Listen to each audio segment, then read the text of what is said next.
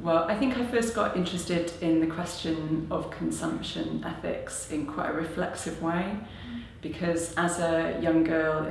in a very deeply consumerised society, that's one of the zones in which you're encouraged to create your identity and build your sense of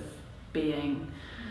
And when I went to university, I did some work with Rachel Bowlby, who's very interested in unpacking the cultural dimensions of gender and consumerism. And so that's mainly how I got into it to begin with, by thinking about those dynamics. And then from there, I became interested in how cultural studies has tried to unpack the question of consumer ethics and looking at the broader social science literature around that as well. So people like Angela McRobbie, Tim Langan, Ioannis Gabriel offered me a way of thinking about the role of ethics in consumption, and a way of